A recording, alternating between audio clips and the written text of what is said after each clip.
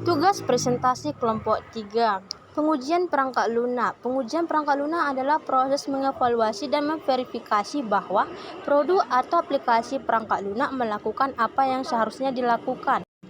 Metode pengujian yang pertama, black box testing. Pengujian yang dilakukan tanpa pengetahuan tentang struktur internal perangkat lunak, fokus pada fungsionalitas eksternal.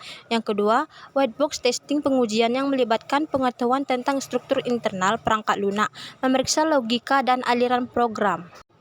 Jenis pengujian perangkat lunak. Yang pertama, pengujian fungsional. Pengujian ini bertujuan untuk memastikan bahwa perangkat lunak berfungsi sebagai dengan spesifikasi yang telah ditentukan.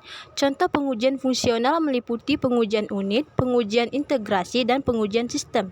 Yang kedua, pengujian non-fungsional.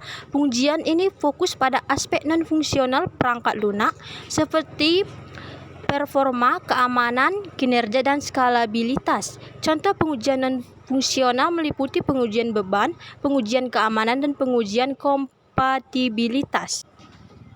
Yang ketiga, pengujian regresi. Pengujian ini dilakukan untuk memastikan bahwa perubahan atau pembaruan perangkat lunak tidak mempengaruhi fungsionalitas yang sudah ada sebelumnya. Pengujian regresi dapat dilakukan secara otomatis menggunakan alat pengujian regresi. Keempat, pengujian usabilitas. Pengujian ini bertujuan untuk mengevaluasi sejauh mana perangkat lunak dapat dilakukan dengan mudah dan efektif oleh pengguna. Pengujian usabilitas meliputi pengguna dalam proses pengujian untuk mendapatkan umpan balik tentang antarmuka pengguna.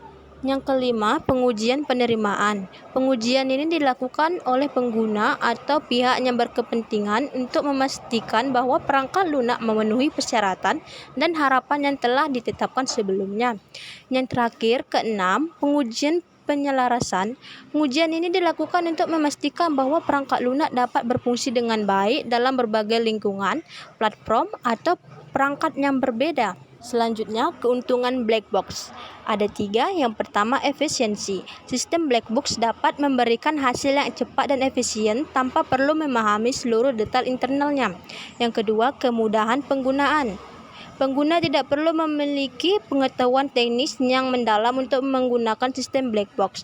Mereka hanya perlu memahami cara menggunakan output yang dihasilkan. Yang ketiga, keandalan. Sistem black box yang sering kali telah melalui pengujian dan validasi yang ekstensif sehingga dapat diandalkan dalam memberikan hasil yang konsisten. Selanjutnya, kekurangan black box. Yang pertama, ketidaktransparan. Karena kompleksitasnya sistem black box seringkali sulit dipahami dan dijelaskan secara detail. Ini dapat menyulitkan untuk memahami alasan di balik hasil yang dihasilkan.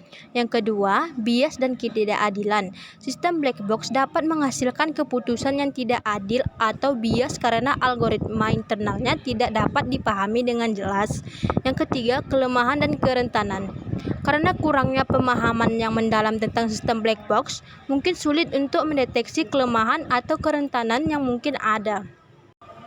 Kesimpulan tentang perangkat lunak black box adalah bahwa ini adalah jenis perangkat lunak yang kompleks dan sulit dipahami secara detail. Perangkat lunak black box mengacu pada sistem atau algoritma yang memberikan hasil atau output tanpa memberikan pemahaman yang jelas tentang bagaimana hasil tersebut dicapai. Terima kasih.